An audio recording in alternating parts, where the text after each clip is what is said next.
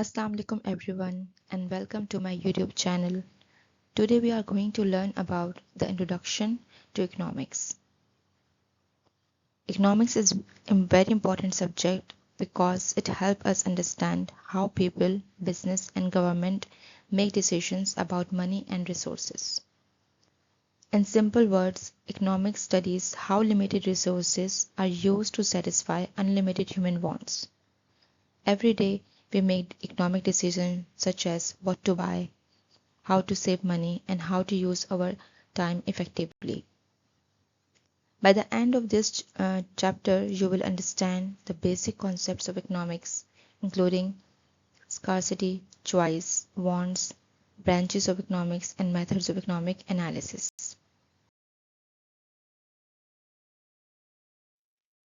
Importance of economics: scarcity, choice, wants, and satisfaction. Definition by different economists. Branches of economics: positive versus normative economics, methods of economic analysis, and in the last, conclusion. This is our agenda of this topic.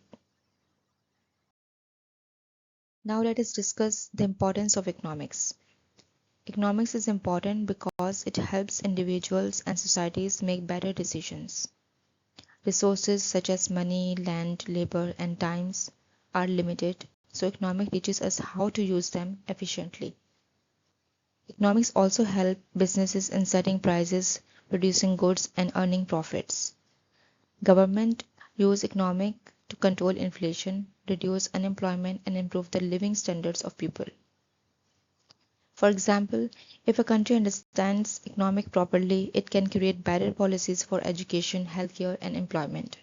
So economics is just not a subject, it's a part of our daily life.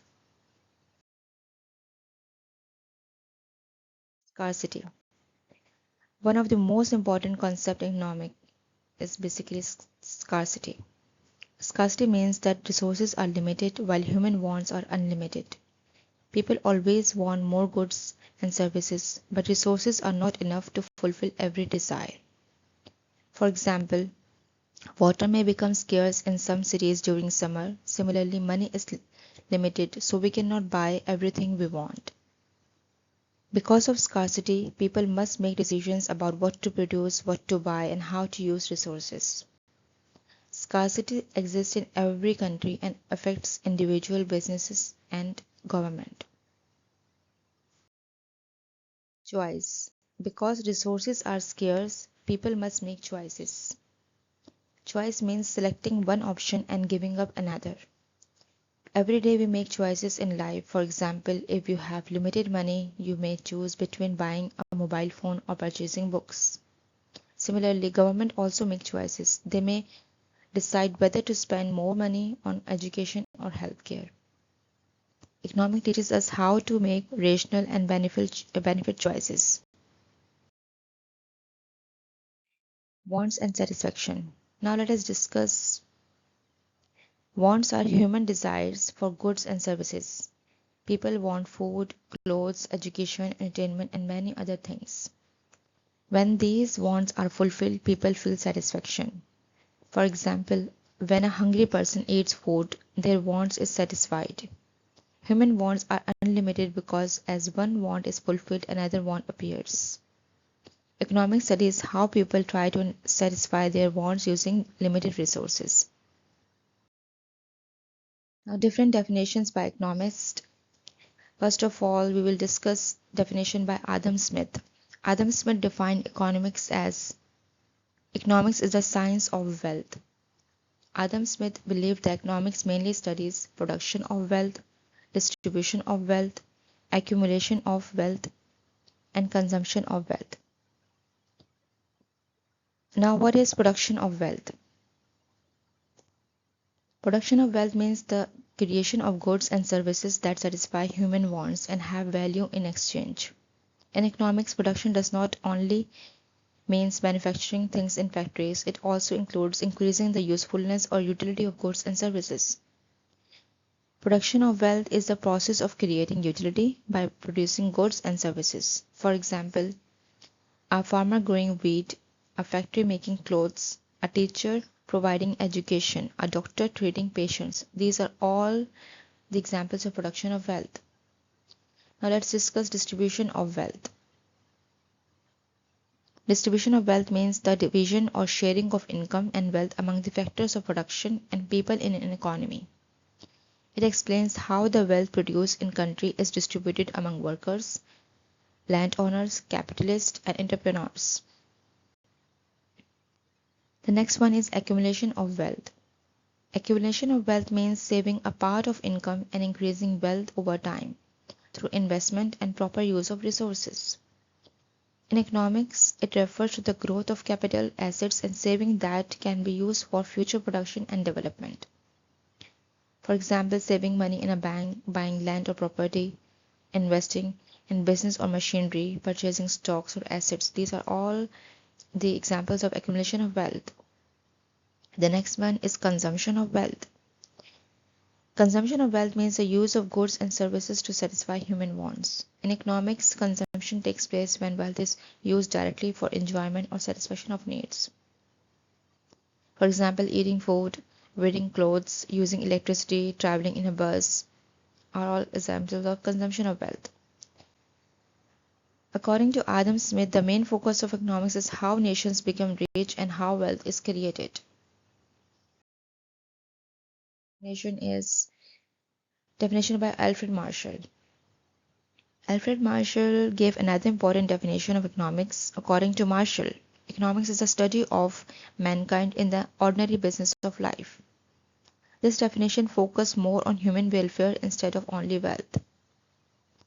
Marshall explained that economics studies how people earn income and use it to satisfy their needs. This definition is also called the welfare definition of economics. It made economics more human-created and human-centered. Next definition is definition by Lionel Robbins. He says economics is the science which studies human behavior as a relationship between unlimited wants and limited resources, which have alternative uses. According to Robbins, human wants are unlimited, resources are limited. Resources can be used for different purposes, so people must make choices. This definition mainly focuses on scarcity, choice, and allocation of resources. This is known as a scarcity definition of economics and is one of the most widely accepted modern definitions.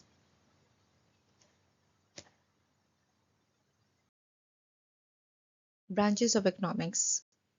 Economics has two major branches, microeconomics and macroeconomics.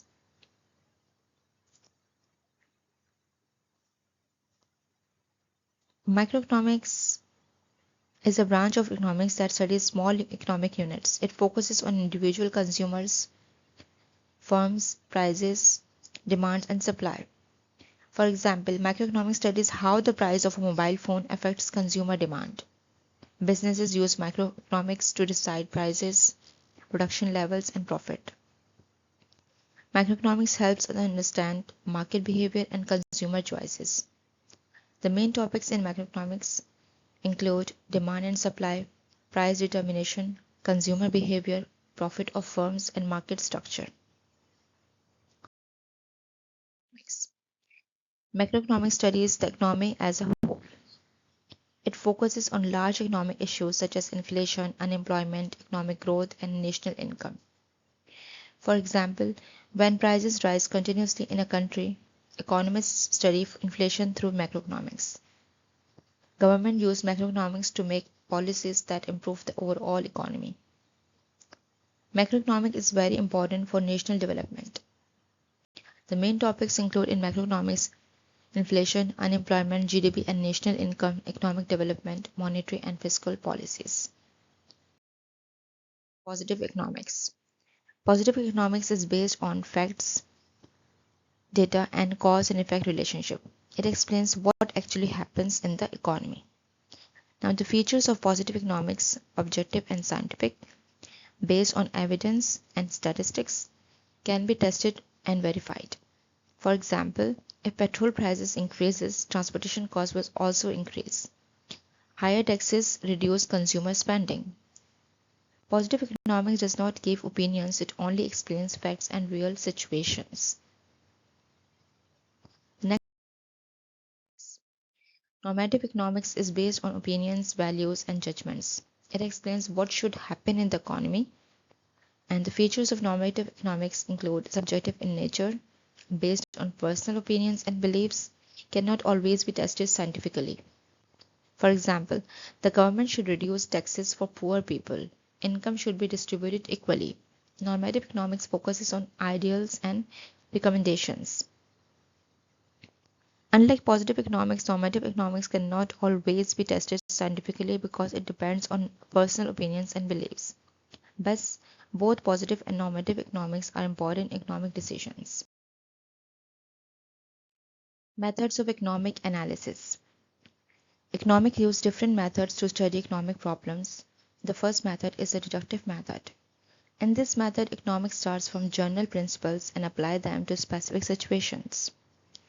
For example, all humans are mortal. Ali is human, so Ali is mortal. The second method is the inductive method. In this method, economics collects data and observations to develop general conclusions. For example, iron expands when heated. Copper expands when heated. Therefore, all metals expand when heated. Both methods help economists understand economic behavior and make predictions. These methods are very important in research and policy making. Conclusion. Now let us conclude today's topic. Economic is an important social science that helps us understand how individual, business, and government make decisions to use limited resources. It explains how people fulfill their unlimited wants with scarce resources through choices and trade-offs. The study of economics also helps in understanding production, consumption, distribution, and exchange of goods and services. Overall, economics plays a vital role in improving living standards and guiding better decision making in daily life in society. I hope this presentation helped you understand the basics of economics in an easy way. Thank you for watching. If you found this video helpful, don't forget to like, subscribe, and share to the channel for more educational content. Thank you.